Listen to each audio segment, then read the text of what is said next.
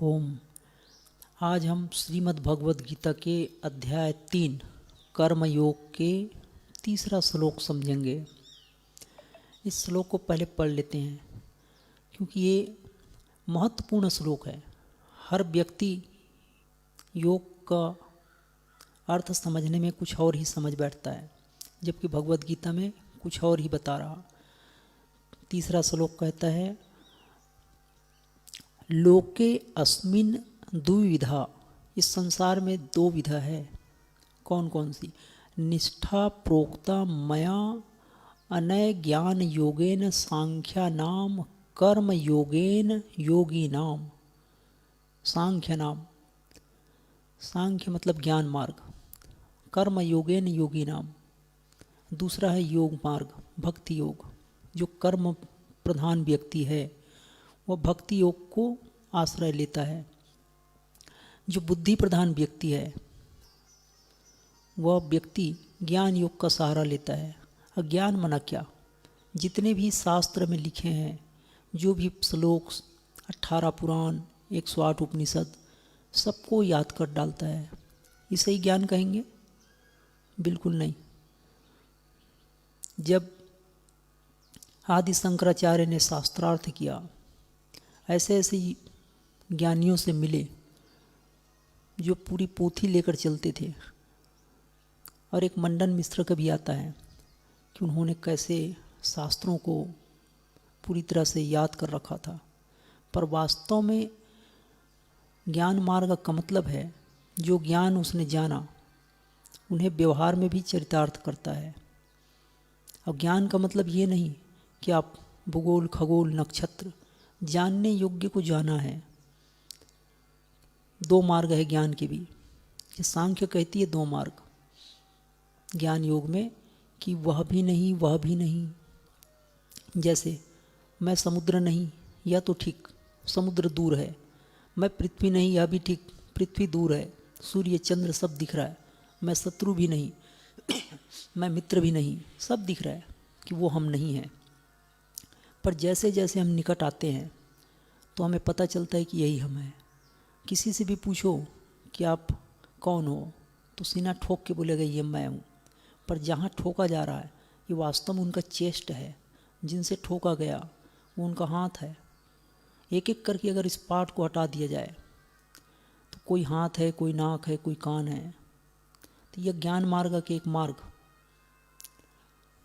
कि नहीं नहीं से अंत तक हम कहाँ पहुँचेंगे कि सब कुछ जब निकल जाए, मन बुद्धि इंद्रियां भी नहीं, तो जो सबका दृष्टा है, इस पे जो टिका है वो ज्ञानी है। पर हम ज्ञानी का मतलब क्या समझते हैं? ज्ञानी का मतलब जिन्होंने किताब पढ़ लिया, श्लोक जानता है। बहुत से ऐसे लोग हैं कि वो कहीं से सुन लिया, हमने ही कह दिया आत्मा ब्रह्म है, तो वो जानता है कि आत्मा तो उसके अंदर भी है, वह भी ब्रह्म है। बात तो ठीक ही है। और ज्ञान मार्ग में सबसे बड़ा बाधा यही होगी कि उन्होंने अपने को ज्ञानी मान लिया। अब वो किसी को अपने से श्रेष्ठ नहीं मानेगा, जानकर भी उनकी अहंकार झुकेगा नहीं। इसे ज्ञान मार्ग में ज्ञान बंधु कहते हैं। तो अध्याय 3 श्लोक 3 कहता है कि भगवान कहते हैं, कृष्ण कह रहे हैं कि ये निष्पाप अर्जुन, दो मार्ग है। जो अपने अंतर को जानना चाहे, अपने आत्मा को, शांति को जानना चाहे, अपने हृदय को जानना चाहे, दो मार्ग। एक तो ज्ञान मार्ग।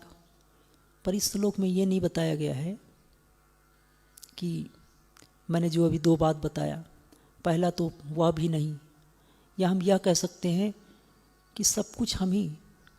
पर इसमें भी खतरा ये होगी, क्या शत्रु भी मैं ही हूँ? अच्छा तो हम अपने लिए कह सकते हैं कि हाँ हम अच्छे हैं। बुरा को हम मान नहीं सकते कि बुरा भी हमने किया, हमने जो किया वो हो रहा, हम ये स्वीकार नहीं करते। अब तक हमारी यही इच्छा रही है कि हम अच्छा को अपना मानते हैं और बुरा को दूसरे का। तो ये मार्ग है तो अच्छी। ज्ञान मार्ग में दो तरीके, जैसे सूर्य चंद्र तारे सब हम ही, पर कैसे स्वीकार करें? दूर जो दिख रहा है हम कैसे? तो भक्ति मार्ग इससे भी आसान। दो मार्ग है, तो दो मार्ग में एक सांख्य और दूसरा कर्म योगेन। जो योगी है वो भक्ति मार्ग का सहारा लेता है। जो कर्म योगी है ये ज्ञान के माध्यम से तो ठीक है, पर मेरी नज़रों में जो भक्त है, किसी के आश्रित है कि सर्व भगवान ही कर रहा, सुख भी दुख भी अच्छे भी बुरे भी, शायद ये बहुत ही श्रेष्ठ है। जो कुछ मिल रहा है भगवान के कारण है, ये भक्ति योग है, जैसा अध्याय 3 में कहा गया। और शायद ये बहुत ही सरल है कि हमें जो मिला भगवान के माध्यम से।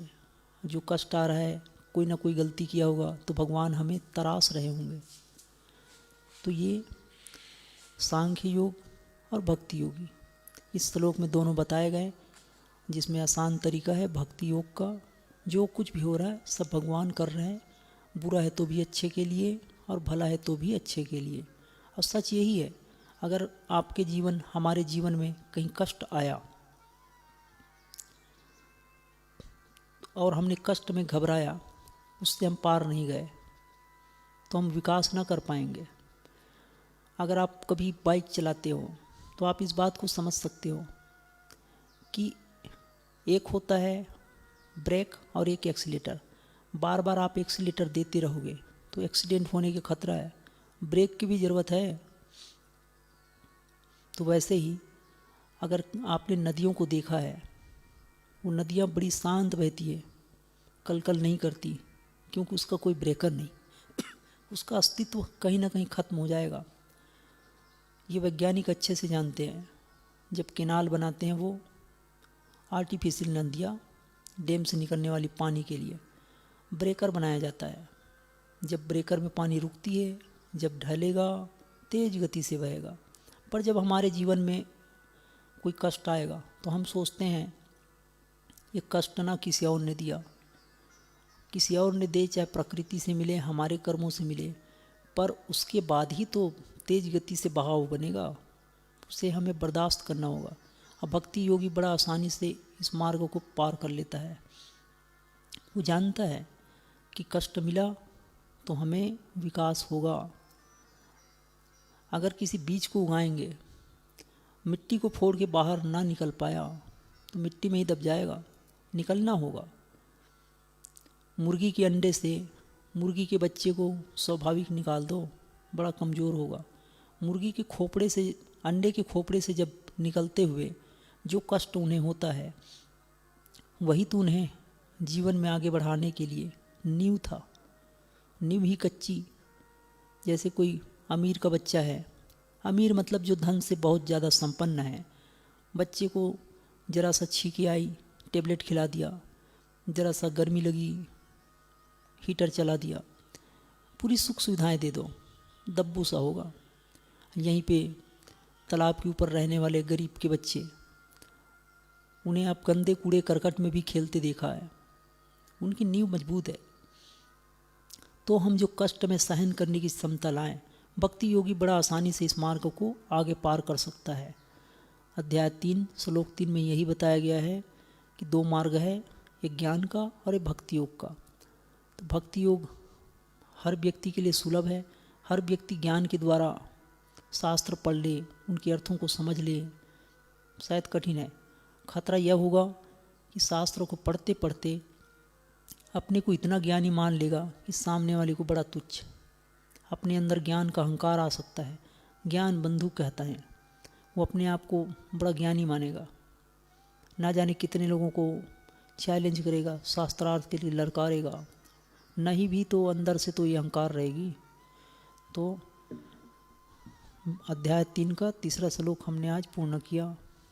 और हर व्यक्ति को ये भगवद गीता पढ़ के ये बात समझनी चाहिए, कर्मयोग कि कर्म कैसे करें, सर्व भगवान का कर्म है।